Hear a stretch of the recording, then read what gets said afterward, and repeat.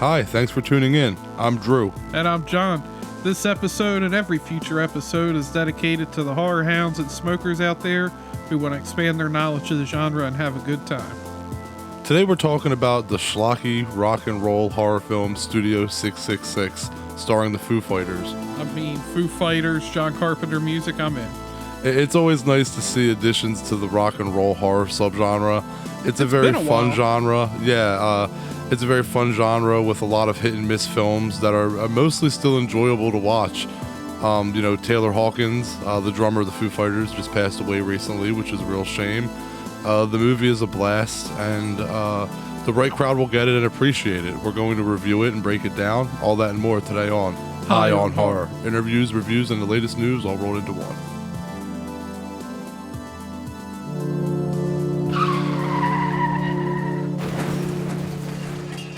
Now it's time for Strain Wreck, the segment of our show where John and I discuss which strain we're getting wrecked on in each episode. Today, John, what are we getting wrecked on? It's some more of that Pineapple Express. It's fucking 420. Our 420 episode came out. It came out today, and we're recording again on 420. I'm already fucking way gone already, so this should be interesting. But well, we were supposed to release this episode as our last episode, but because of 420, we decided to actually bump Studio 666 back a week and do Evil Bong instead because that fit more perfect on the day. But as usual, I'm dying. Yeah, so how about Cronenberg's new horror film Crimes of the Future? We just watched the trailer for it. What do you think? What's your thoughts? It was like a Saw trailer. I didn't really learn anything, but I'm in. You saw enough to get you to go. Is just the name David Cronenberg enough to get you to go in at this point, though? The name David Cronenberg's enough to get me to see a movie with Kristen Stewart in it. There you go. But yeah, like the visuals, again, you just hear Cronenberg and you see a bunch of weird visuals, and it definitely seems low budget. That also seemed to stand out to me. It seems more of like an indie effort, which I'm definitely a fan of. He's done, a history of violence and Eastern Promises and stuff like that are kind of like more bigger budget, more commercial movies. So it's nice to see him come back. Vigo's back in this and dip his dick back into the horror genre. It's nice to see, Cronenberg back. But it's funny because there wasn't much in the trailer. I said the same thing about, was it Tenet with Christopher Nolan? I'm like, I don't know what it's about, but I want to see it. Yeah. Well, Cronenberg actually said that he was going to probably get a lot of flack for the ending of this movie. He said that the last 20 minutes of the film are going to completely shock people. He expects to get a lot of backlash for it, and he expects to hear that people leave the theaters and don't even finish the movie because of it. How do you feel about that? It makes me more interested to see, but what's that fucked up? But yeah, I'm kind of at the point where, what are you going to show? But I also feel like I've been lied to a lot by horror. You've been what? I've been lied to a lot. Okay. Like we were talking about Jamie Lee last week. Saying, embellishing and kind of, over it. We both like the Halloween 2018, but even John Carpenter was like, it's going to scare the shit out of you. It didn't scare me like it did the original. Yeah. I got to disagree with that. Michael was back to being maybe more scary, but scare the shit out of me. I feel like you'd have to work real hard with Michael at that point. Yeah, I agree. So I feel like I've been lied to about stuff with horror, but I'm excited because it's Cronenberg. That's kind of how I feel when I hear, that people are going to leave during the last 20 minutes or before the last 20 minutes. My thought is bring it on. I can't think of anything that would challenge me enough to say I'm not going to finish this. So I don't know. I maybe to the commons to I was going to say that because I was about to say we've seen. It's your fault that I've seen some more of the extreme horror movies here, but oops. For us, we've seen some pretty extreme horror movies. Yeah, and odds are some of you listeners out there have too. So it's I don't know. It's I don't know what exactly Cronenberg has up his sleeve, but that'd be pretty cool if he came out of nowhere, with this new movie and it does something like that where there's an ending that legit gets his name in the headlines again, where it's holy shit, whatever this twist is, whatever's going on in the end of this movie is causing controversy. That'd be a hell of a jump start to his career. He might even make a couple more movies after that. Yeah, he's getting up there in age, so I'd say now's, I mean, I think he's, what, 78? He's old, man. He's getting there. But the question remains is that what about this movie made him decide to, as I put before, dip his dick back in horror? Like, what about this movie said, hey, I'm going to do a horror movie again? So I don't know. I'm a little interested to check it out. And I have to say, all of his titles, like, always are very interesting on their own and make me like, what's this movie going to be about? And it's no different with this one, Future Crimes. Like, what does that even mean? But, yeah, right. Crimes of the future. Like A History of Violence. You're like, well, what's it? Like, I feel like all his titles just pull you into them already. Yeah, he does have very, very compelling titles. That's for sure. Yeah, I'm gonna hit some of this Pineapple Express now. Yeah, think about now. We can get into Studio 666. All right, so before we get into Studio 666, I just wanted to say that the best rock and roll horror movie is Trick or Treat from 1986. Joe Bob Briggs agreed on that. He said that on the last drive-in, like last season. And I think that that's unanimous amongst horror fans. That's something that we all mostly agree on. Trick or Treat fucking rocks, but there are some gems in there. Besides that, more recently there's The Lords of Chaos, which is not for the faint of heart. Then there's, of course, the cheese ball shit like Rock and Roll Nightmare and Black Roses and Rocktober Blood, which has like the best fucking song out of any of the movies, called I'm Back by Sorcery. That song fucking rocks. There's The Gate, Phantom of the Paradise, my favorite Brian De Palma film, Rocky Horror Picture Show, which John's not a fan of. Come at me. And Hard Rock Zombies, Tenacious D and the Pick of Destiny. I love that one. Yeah, there's a bunch, So Dave Grohl's in that. Yeah, he's the devil, right? I remember fucking, yeah, exactly. Yeah. And so, yeah, it's cool that, that a credible band like the Foo Fighters get to dip their instruments into the pool. I have this thing for dipping this episode. I don't understand. Are you a Foo Fighters fan? I only like their, Everlong, and I like the few of their old songs. I'm not a fan of their newer stuff. I'm a fan of their old stuff. I'm a fan of their new stuff. I probably heard them, first, actually, I think, I was just saying this to you before we watched it. I think it was Learn to Fly was probably the first song I heard That's from a good them. one. It was that like is a good music song. video. Yeah. But yeah, I like all their new stuff too. I would have liked to have got to see him in concert, but it's one of those ones with unfortunately with Taylor's pass, and then it's another one of those bands and I'm like, oh, I wish I would have seen him when I had the chance, like them. Another one was Rush and Tom Petty. Oh yeah, Rush would be good. Like those are the top three that I'm like, damn, I wish I could have seen them. But yeah, that's a good list.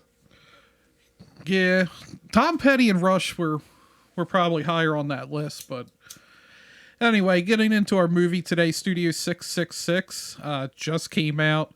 It's an American comedy horror film directed by B.J. McDonnell. It's written by Jeff Bueller and Rebecca Hughes, and it's based on a treatment from Dave Grohl himself.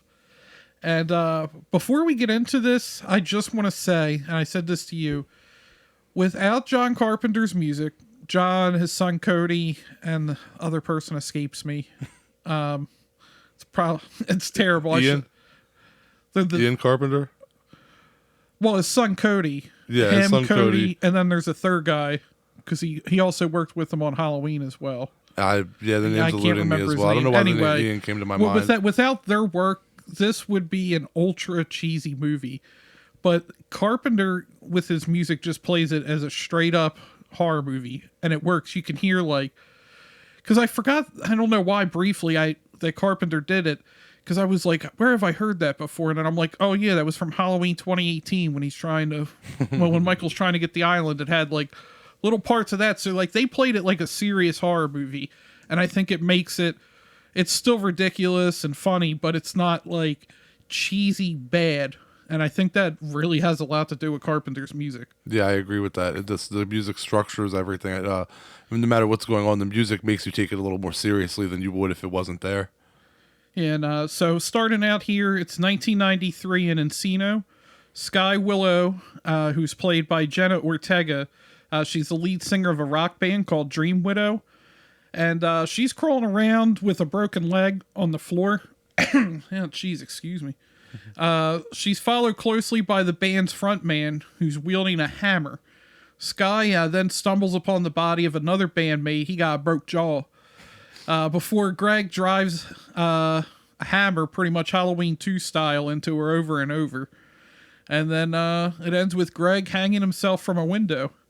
Dude, that fucking, like, they did not go cheap with the blood in this. It's very gory. I didn't expect it to be quite that gory. The effects in this movie they're funny and deliberately cheesy. They're over the top, and there's some that, like, there's one later in the movie that just looks so god awful, but it's supposed to be that way. Pat Smear, I know who you're talking about. Yeah, but no, yeah, the effects are really good, and that's the thing. They are deliberately cheesy. It's a deliberate thing because the movie has a sense of humor to it, and you either get it or you don't. But the effects are done by Tony Gardner, who works on the Child's Play franchise. He does amazing work. He's one of the best in the business. He just doesn't do bad work. It doesn't matter. Yeah, and after that, we jump to 2019.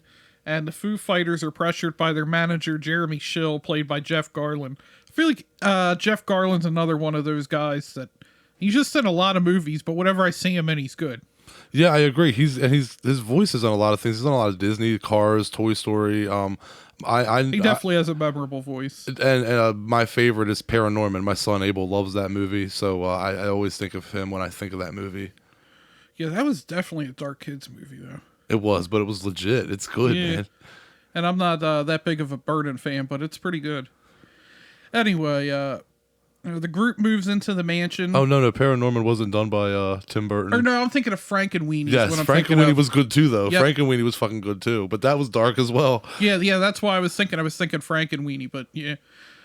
Anyway, getting back here, the group moves into the mansion. Dave Grohl becomes fascinated with the house as a source of inspiration.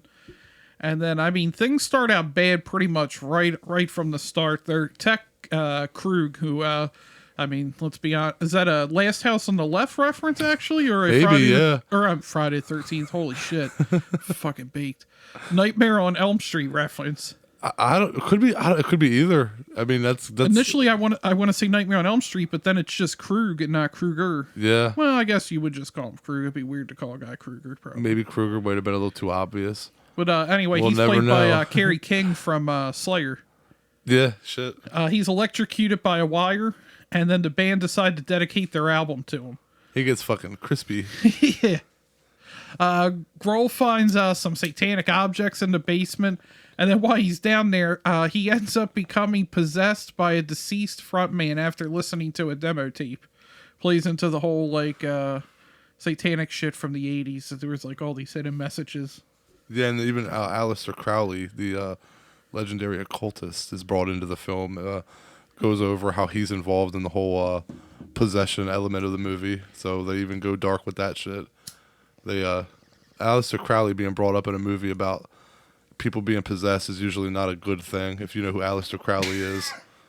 Yeah, so Grohl's possessed by the demon frontman, and he forces the band to finish the album. Holy fuck, I need to recover my fucking voice here. Oh, damn, it's rough for you boy over here. I know Josh ain't even going to edit this and leave all this shit in. The producer, Josh, just like, nah. He said, nah, I ain't editing this. Anyway, we love you, Josh. So like I said, he's possessed by the demon. He forces the band to keep making the album. Then later, a delivery man named Darren, who's played by Will Forte, earlier he tried to give Grohl a demo tape. He gets decapitated straight up out of the burning.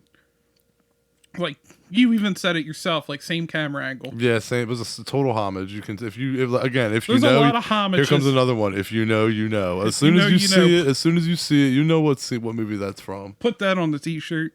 Yeah, right. That's the next shirt. High on Horror 420. If you know, you know. Anyway, the next day, his guitarist Chris Shiflett's cooking on the grill. Same figure at burned Darren the day before. He straight up the shields him. You remember when he burned his face on the grill? The shield. But I guess it was a stove. But, yeah. I mean, essentially the same thing. And he pushes his face onto it. Chris attempts to escape, but then he has his head smashed with the grill cover. Again, another great effect. Another brutal kill. And stabbed repeatedly in the neck before the figure's revealed to be dun dun dun Dave Grohl. I think he's got another confession to make. Oh, I had to throw that cheesy line in there. So the rest of the band finds the corpse of Darren, but Grohl somehow... Is someone getting possessed?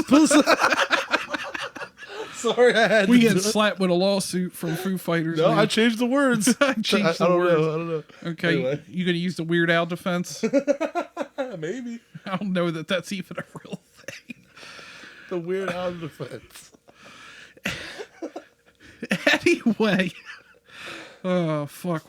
This is probably was not a good idea for us to record on 420 after we've been smoking all fucking at the very day. End of 420. It's either going to be the best or worst review episode ever. Literally 3:59 in the morning now. Anyway, the rest of the band finds the corpse of Darren, but Grohl somehow convinces them not to call the police and takes their phones. And then Grohl starts fucking eating Chris. The other band members soon learn the mansion's backstory and Grohl's possession with the help of a neighbor, Samantha, who's played by Whitney Cummings. And she's hilarious throughout the film. She kind of did what Drew did and just started singing the song. She was actually singing the one I referenced, Best of You. Oh, yeah. Anyway, to perform the exorcism on Grohl, they need to find a book to free him of the possession. Samantha and Rami Jaffe have sex, and then Grohl kind of like goes OG Friday the 13th, but he puts a Texas Chainsaw twist on it. It goes like from underneath too, instead of being from over top. He goes underneath. Yeah. OG Friday. That's what you said, right? Yeah, OG under Friday, the bed, but he went with the chainsaw. Yeah, totally. The good old chainsaw split. That was another good effect because he just cuts him in half, and it looked good too. And then it just like fall apart like just salami. And then drummer Taylor Hawkins, he's pressured by Grohl to finish the song while Nate and Pat Smear retrieve the book from the basement. Taylor finishes the song and he's partially decapitated by Grohl with a cymbal. He used it like a batarang. Best death in the movie, in my opinion. That's what I put down here. This was my favorite death in the movie. Best death of the movie, yeah. The effect was, I think it's the effect with it. It's that My Bloody Valentine effect where, from the remake, not the original, but that cool effect where like he uses a shovel, but in this one it's a drum cymbal, where when they're like decapitated like at the jaw with it, the head stays on top of the thing, and then in this case it's a cymbal, the top of the head stays on top of it while the lower body like slumps to the floor. I think that's just a gnarly effect. Yeah, and then here we have Mendel and Smear. Well, Nate Mendel and Smear use the book on Grohl, and the souls of the Dream Widows band members send the demon to hell. However, Jeremy and the real estate developer Barb Weems, played by... actually, I lost who that was played by. In my notes, I'm too high. I wrote Barb Weems was played by Barb Weems. So, I'm sorry, whoever played Barb Weems. I fucked up, and I always try to give everybody's name if I mention their character, but so my bad, Bart. I'm sorry, whoever played Barb Weems.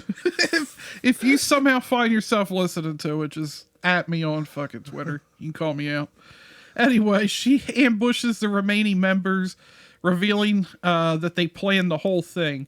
While Smear is fixing a car from underneath, Nate is stabbed in the eye, causing him to accidentally hit the gas, which runs over Smear's head.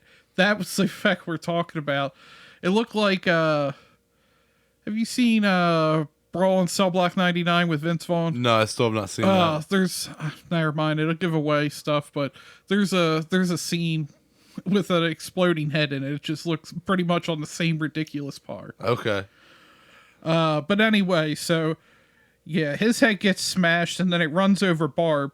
As Nate gets out of the car to help Barb, she stabs him through the chin and dies alongside him. Then Dave Grohl battles Jeremy, only to back down in horror when Jeremy tells him of the album's success and the start of his solo career. And 1 year later, we find Dave Grohl, the only Foo Fighter left, the only fighter of the Foo, prepares to perform a solo concert with marks of possession around his eyes. He has more than one. He has more than one. I would hope so. Yeah, man. So my opinion of this movie is I think that it's funny and messy, but it is not boring, and it is rewatchable. My rating, I would give it a 7 out of 10, and here's why. It's not the best rock and roll horror film, but it's far from the worst. And I feel like they took inspiration from The Shining and Amityville Horror and The Exorcist and Evil Dead, but didn't know how to really play off of that in a way that wasn't directly homaging it almost. So you see through its skin, to metaphorically speak, and you see the movies that it tries to emanate, but it's all done really in kind of like a cheesy way, but it's still fun. So that's why I give it a 7 out of 10. Yeah, I'd probably give it like a 7.3, somewhere around there. It's enjoyable. It's not great. It's a fun movie to watch. It's definitely... I almost feel like that could be a 420 movie. Even totally, I was going to say that. There's not weed in it. Yeah, but it's that you could put it on in the background and just smoke to it and laugh. Yeah. But it works. And like I said, Carpenter's music, I think, is the only reason it gets that high of a rating. If they had like a lesser person working on the soundtrack, it would come over like extremely, extremely cheesy. Like, I agree. On the bad cheese. And I think that, and Carpenter does have a sense of humor, and I think that was part of like the sense of the humor of the movie, was that he knows that like it's ridiculous to have his serious ass music playing during these ridiculous scenes, but that's kind of the humor of it, is like the sarcasm works well, because like while it's ridiculous, you're still kind of like on edge a little bit, even though you're like you shouldn't be, But dude, Carpenter is such a rocker. I mean, that dude drinks, listens to, and makes rock and roll, smokes, writes and directs horror films. I mean, he fucking has the life. Save some pussy for the rest of us, bro. Dude, and then he had a cameo in it too. There was some good cameos that I didn't really get to, because they weren't really necessarily part of the plot, really. Yeah. It just, like, Carpenter plays like a studio... He's like working with the Foo Fighters to producing their album, yeah. And also, I forgot to mention that Dave Grohl finds a new chord. He plays the guitar, and it makes like this almost like scream with it. Yeah. And they're like, "What chord's that?" And he goes, "L." Yeah. The L chord. He told him play it, and they're like, "How do you play it?" He said, "Play." Like Dave Grohl, like he doesn't do a bad job. He's funny. He's good with his line delivery. Yeah, he's not like, you're not watching him going, "Oh, this isn't good." Like, it's entertaining enough. Who else had cameos in it? We mentioned Slayer. You said Jonah Ortega at the very beginning. There was Lionel Richie's in it. Lionel Richie makes a quick appearance. Yes, he does. But I don't think this movie needs a sequel. No, I would agree. There's sequel material there with the ending, but I feel like this is just like a one-off. You should just stop here. Yeah, I feel like the Foo Fighters got this out of their system, and it was fun.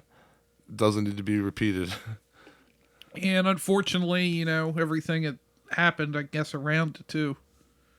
Yeah, especially after Tyler being deceased now and everything. That's definitely gonna put a damper on any future sequels. With only like 3 members of the band surviving, I don't see how there would have been a sequel anyway. But I mean, what? I'll tell you what, though. Foo Fighter left. Well, yeah, because he was doing a solo career. Right. Well, yeah, at the very end. But I was gonna say, just bring John Carpenter back. That's all you pretty much have to do. Just say John Carpenter's in it again, and I'll give the sequel a watch. Yeah, I was shocked because, like I said, I liked the Foo Fighters, so I heard about it. I didn't have high expectations. I didn't think it would be bad, but it just like I wasn't expecting this is gonna reinvent the horror genre. Right. So I mean, I had some excitement with it, and then I heard Carpenter did it, and I thought somebody was joking around, and I was like, wait, no, he really did do it. Like, yeah. And I was like, damn, okay. I was like, well, if John Carpenter can get behind it, I was like, there's got to be something to it. I agree. I feel like if it was bad, he wouldn't have did it. He wouldn't have touched it. Yeah, he does have a sense of he doesn't do anything that's like really cheesy or terrible. I mean, some of his directing at the end was terrible, but he keeps it like, yeah, he's definitely on a certain level of his music. You can't ever say anything bad about that. Of course not. But yeah, he's definitely on a different level of he's not as easy to acquire for movies as a lot of these other horror guys are. He definitely has a higher price tag on his head, but rightfully so. And also, it's got to be worth his time. So yeah, if he's taking the time to do it, that means that he is a fan of it, or they at least paid him enough to be in it, which means that the movie had a budget at least. He wants his money. I mean, I don't blame him, but it's funny. I was thinking, like, people talk about the great composers of like music, And I mean, I guess we are kind of biased because of how much we like Carpenter, but like his name doesn't get brought up. But like, I guess it's also more back to the idea that nobody cares about the horror community and the like higher ups of like Hollywood. Because look at the horror genre. Pretty much most people trying to like do their own music are like basically trying to copy Carpenter. Yep, always. You can hear everything from Stranger Things to like I mean, The Void.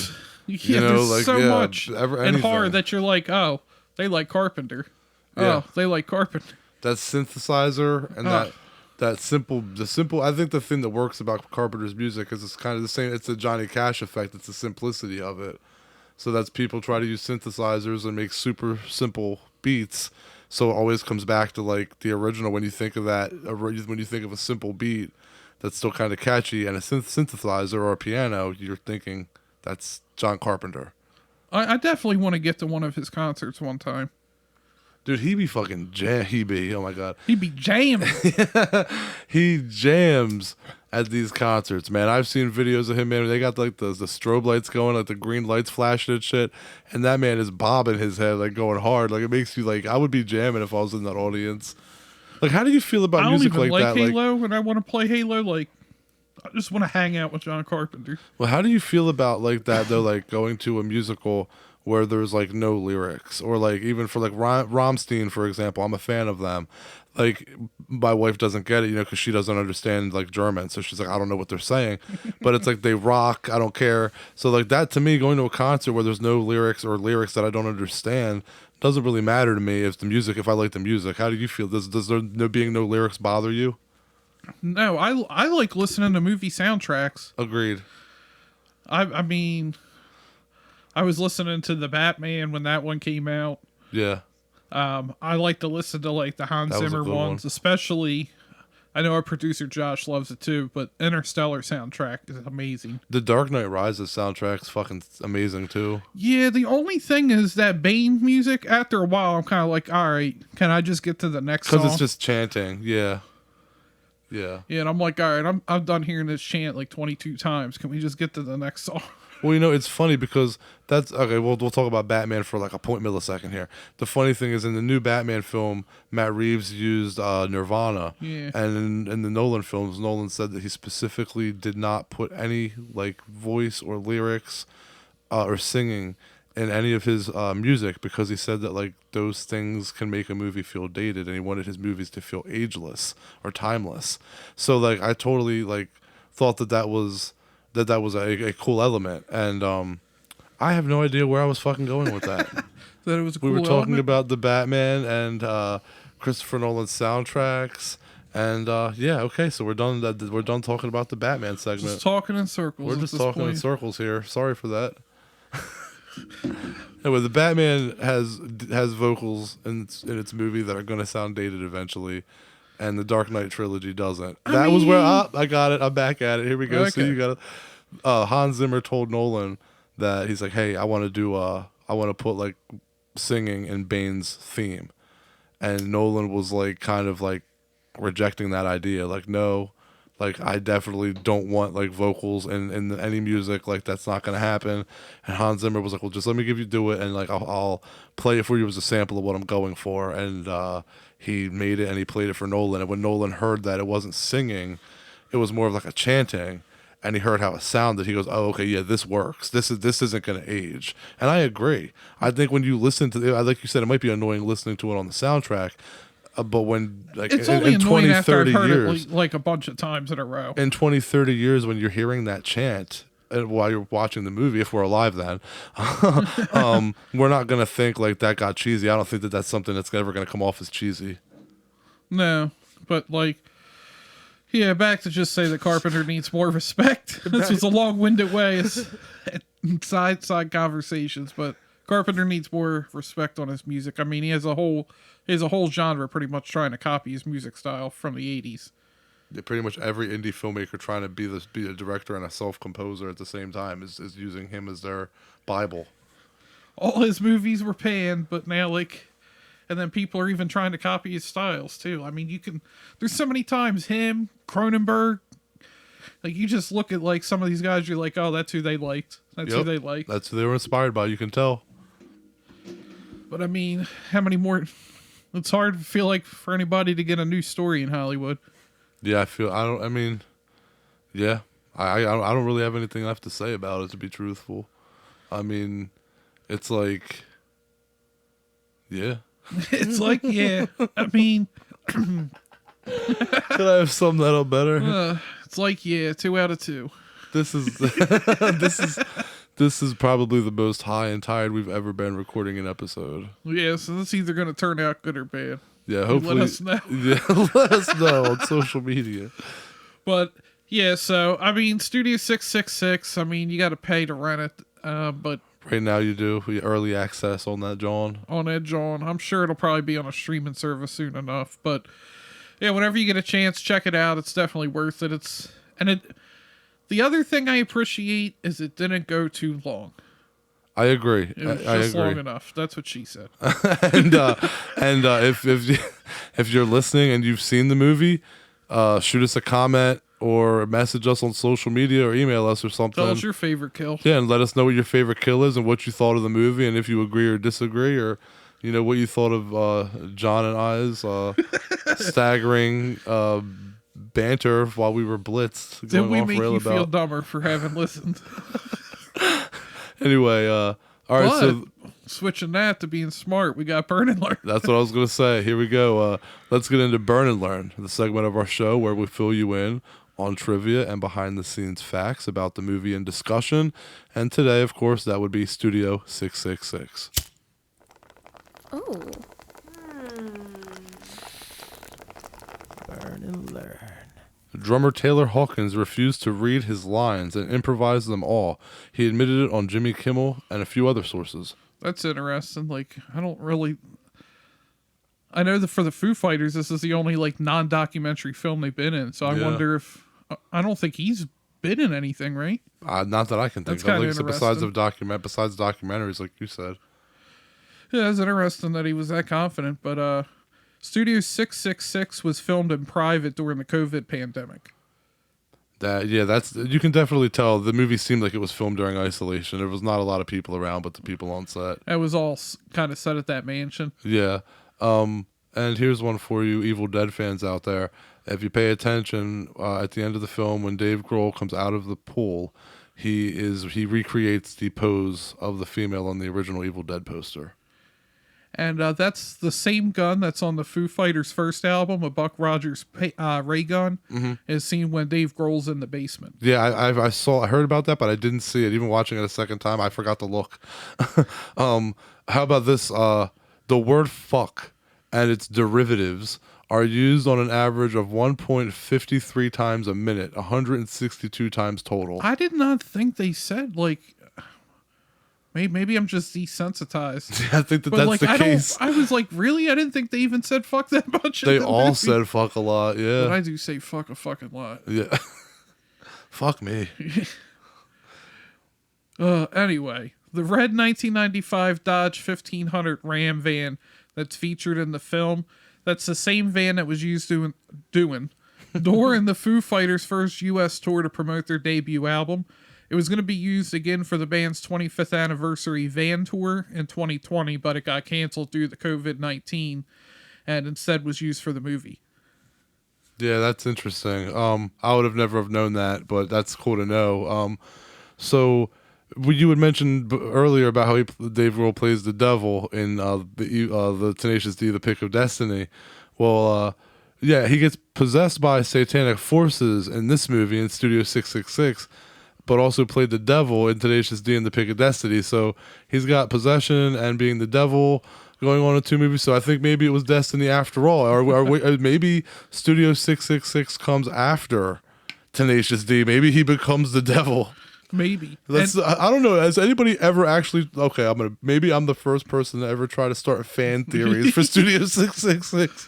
But I'm a huge Tenacious D fan. Agreed.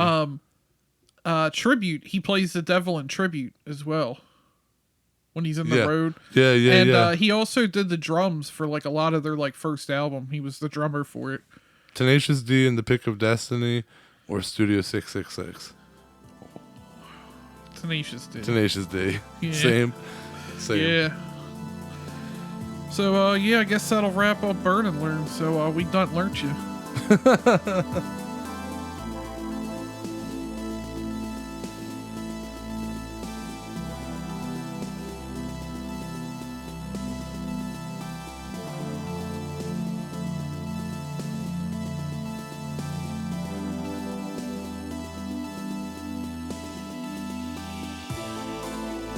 Thanks to all the horror hounds and smokers out there for tuning in. And yeah, like we said, Studio 666, it's on the better end of the rock horror movies. So, I mean, if you enjoy them, check it out. If you're not really in that kind of thing, or really, if probably you don't like the Foo Fighters, you might want to stay away from it. But I don't know, because you know what, the music played in the movie is a lot heavier. It's more like 80s metal that you'd hear. Yeah, like I said, I wish it was an actual Foo Fighters album. The music in the movie sounds more like Megadeth. So actually, yeah, it's more like, I wouldn't say if you're not a Foo Fighters fan, but if you're not a fan of cheesy movies, horror movies, or like you said, rock and roll horror movies. Yeah. Anyway, so yeah, so if you do like them, like I said, check it out. Next week, we can't fully confirm if we'll have this guest for next week, but follow us on social media and you can find out what guests we unearth next. And like I said, follow us on social media and you can find us at High on Horror 420 on Facebook, Instagram, Twitter. That's all of them, right? TikTok. There's like so many social medias, all of them. And you can always email us at highonhorror420@gmail.com. Check out our website, highonhorror.com. Sign up for our newsletter, and you'll get that guest announcement. You'll get that sent to your inbox, our latest episodes, and other future guest announcements. Check out our Patreon page. Patreon, give us money. Nah, but any money would be appreciated. Donate to the cause. Donate to the cause. Make it easier on us. Just cover our costs. Or, just give us a couple million either way. Couple million, right? Or you can always just, if you sign up for a Patreon, you get something free from our merch shop, or you can just go to our merch shop at Threadless, highonhorror420.threadless. I don't remember the website. Are you kidding me? No, it's highonhorror.threadless.com. Make sure to check that out. But we have t-shirts, skateboards, shower curtains, everything. We're gonna have thongs coming soon. We're gonna have thongs. I don't think that's in the works. Anyway, we're rambling on here, so catch you later. Bye, everybody. Thanks for listening.